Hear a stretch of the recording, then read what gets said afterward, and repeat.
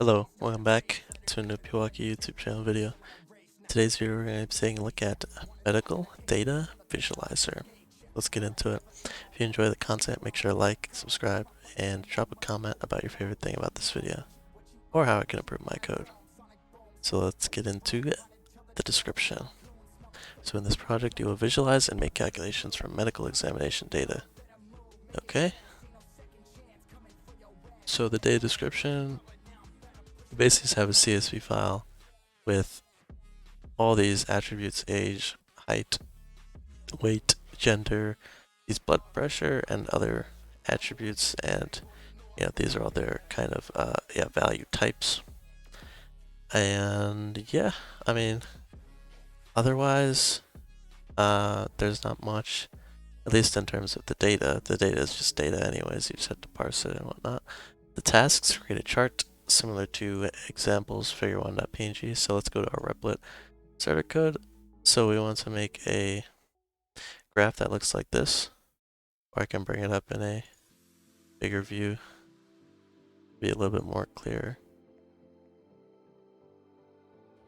So we can see here that there are two types of graphs. There is one for cardio equals 1 and cardio equals 0.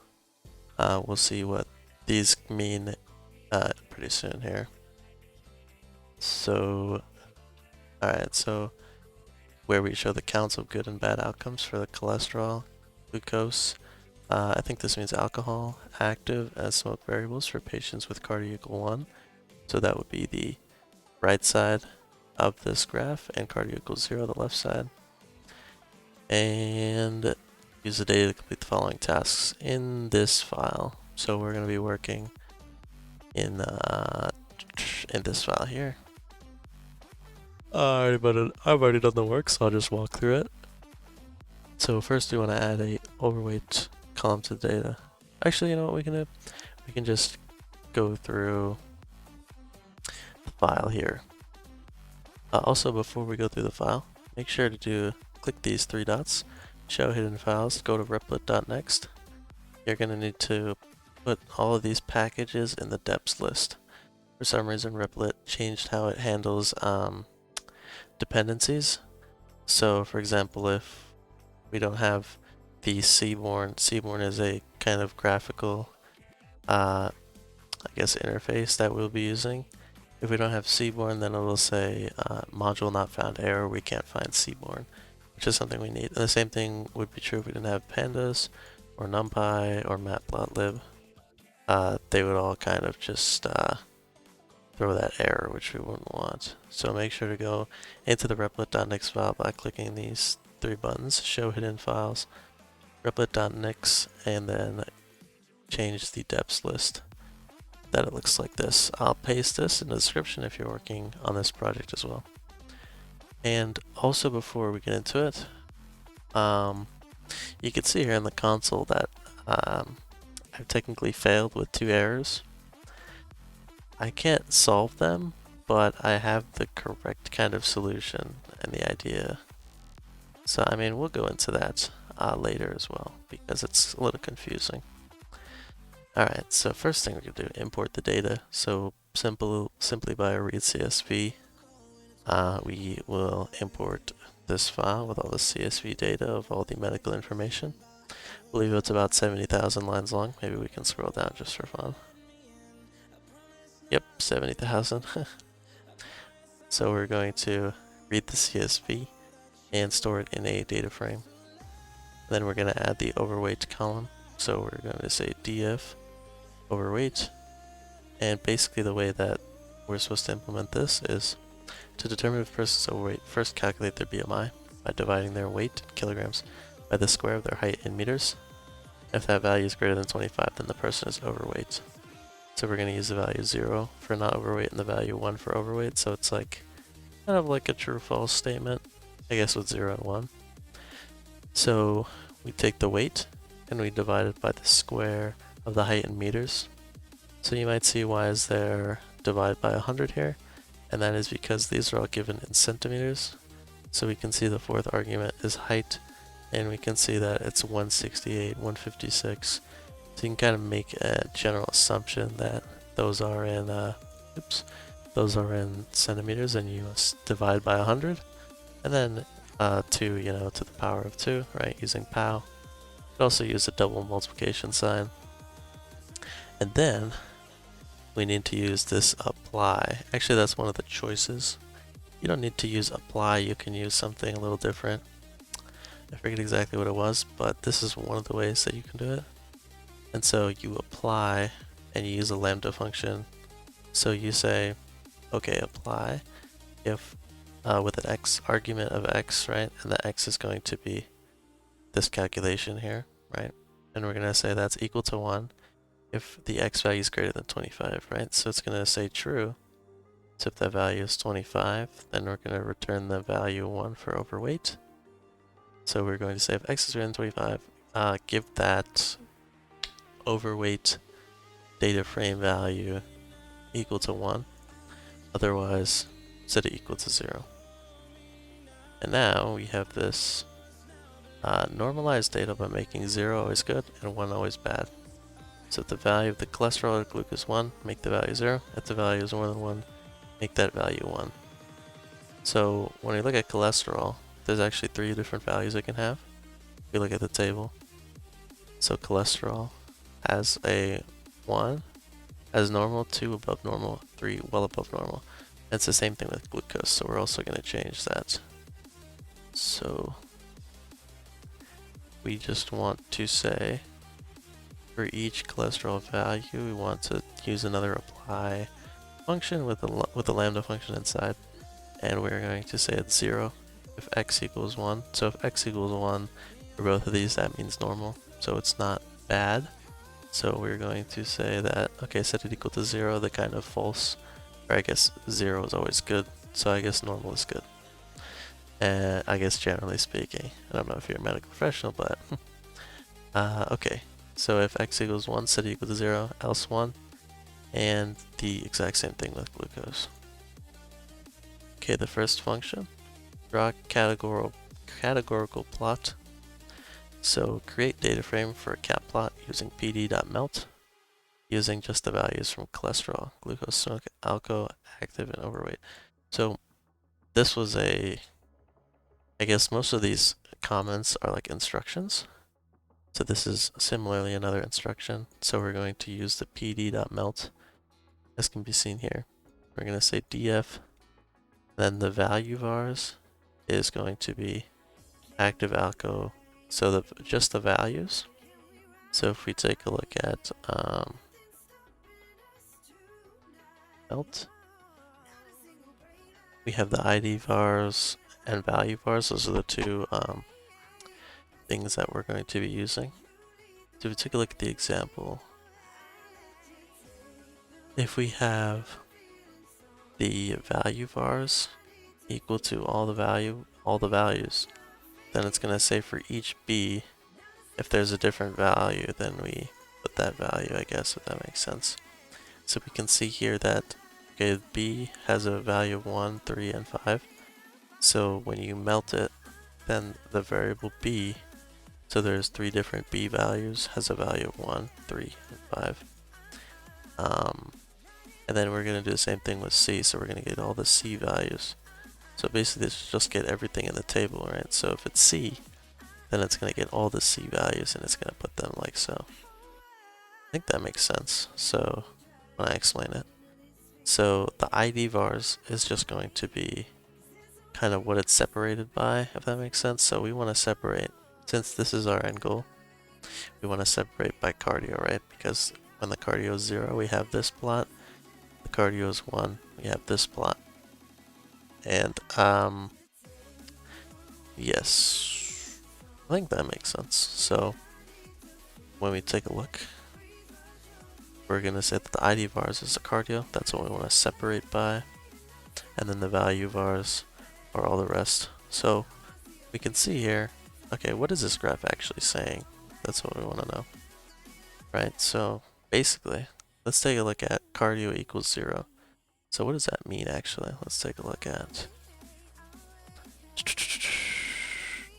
cardio. Is that this? Wait. I don't know which one is cardio.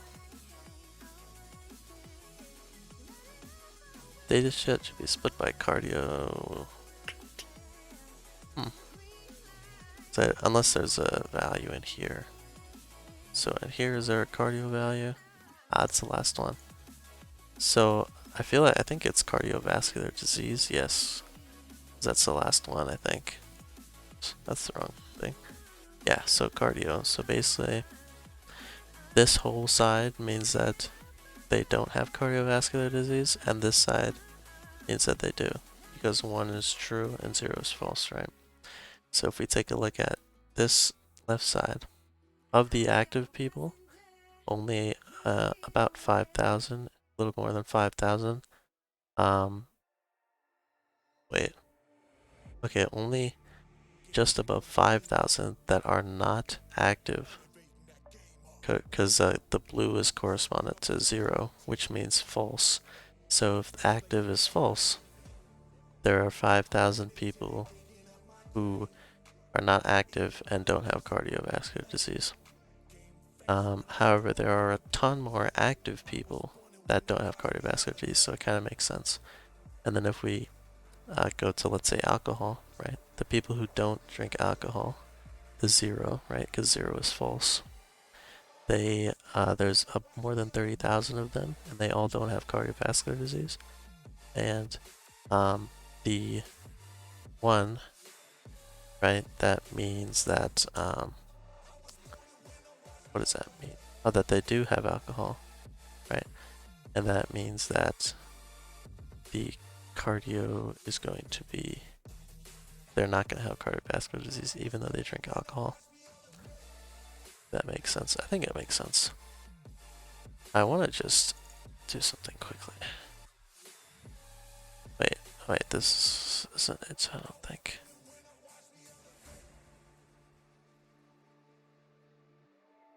Does these two match? Let me do a quick side-by-side comparison.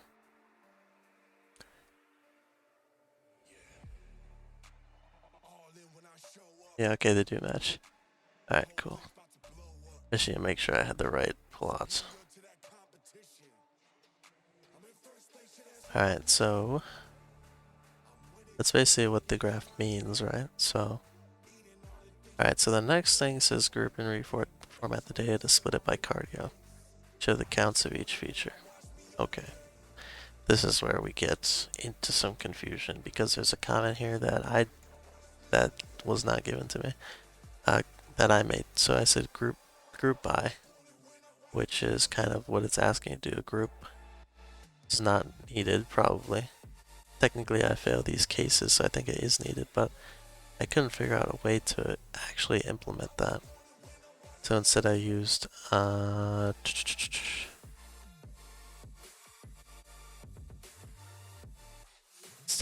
this code where the df cat is the melt in the first line, and then we just draw the cat plot. So there is no grouping. So we would have, usually we would have something, or if we're following the instructions, we would say df cat group by, and then, you know, we'd put something, I don't know. But in the code that I just showed, there is no group by. You can see in the start of each line, there's no group by. All we do is we just say fig equals to SNS seaborn. So seaborn is a, that's the wrong one.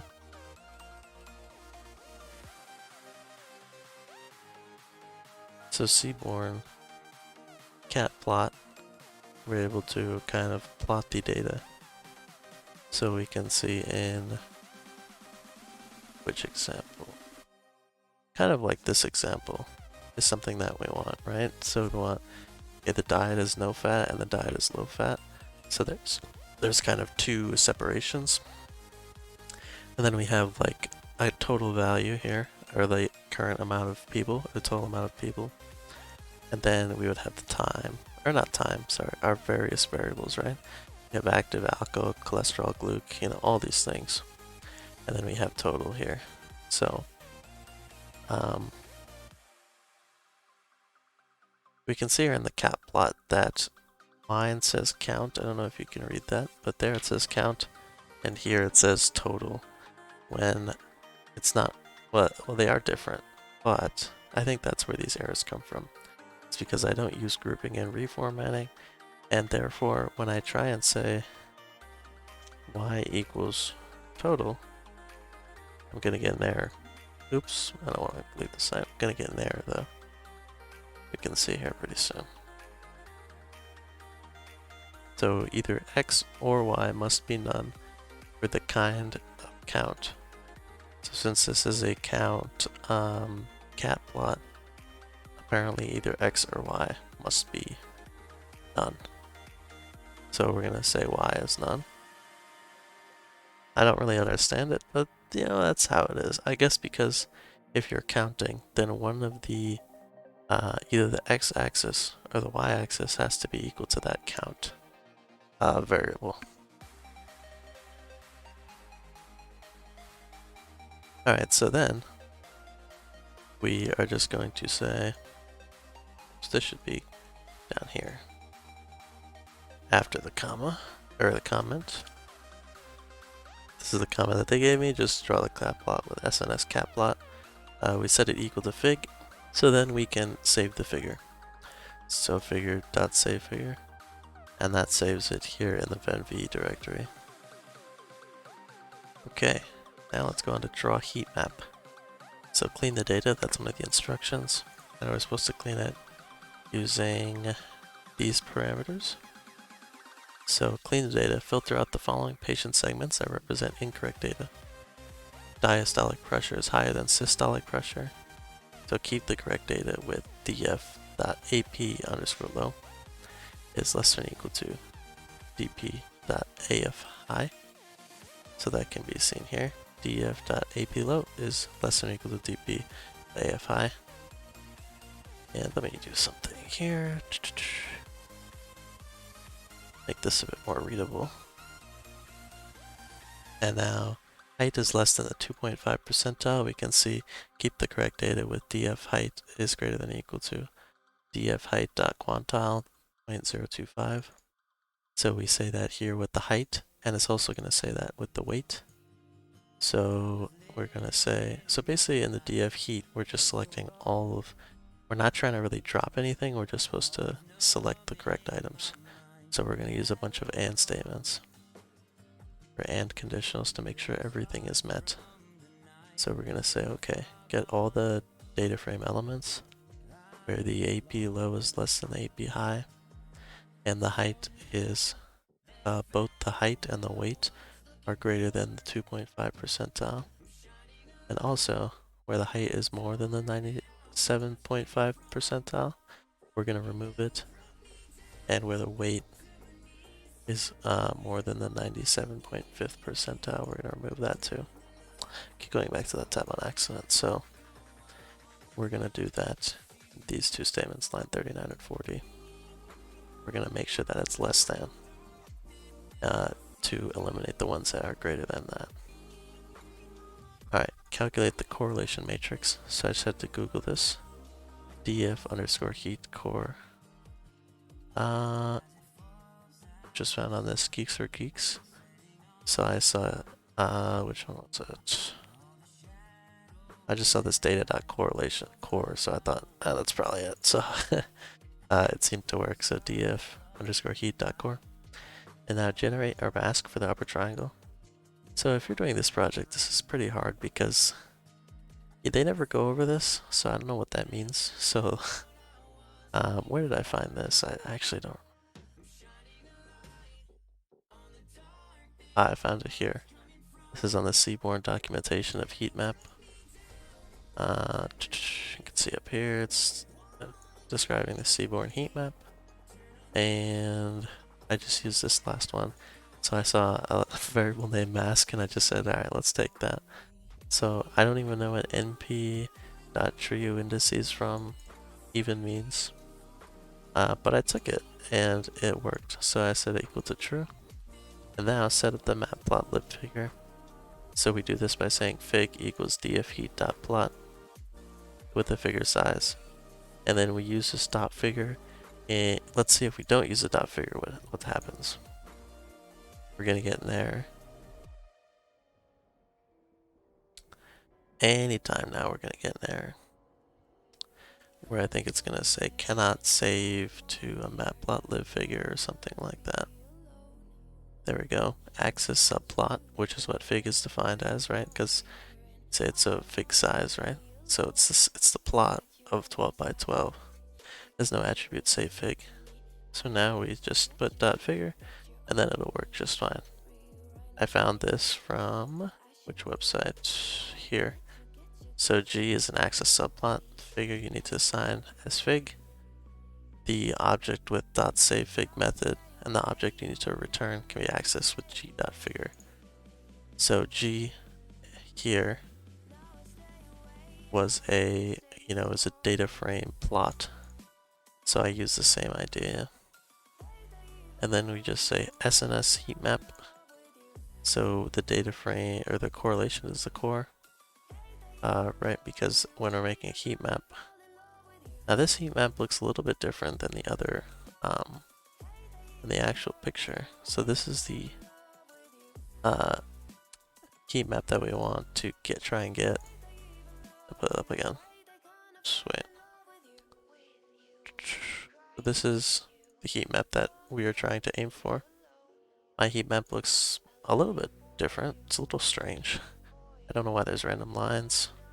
This kind of slider thing is, the color's a bit off.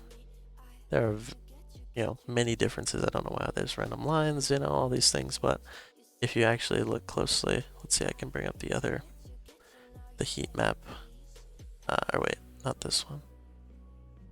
This one here. When we put these side by side, you can see that all the values are same. So 0, 0, 0, 0, negative 0.1, 0.5, and then if we keep going through, wait, that's not the same. I think I have to download this one. Ah, yes. So let's open this, and then we can see that all of these ones are equal.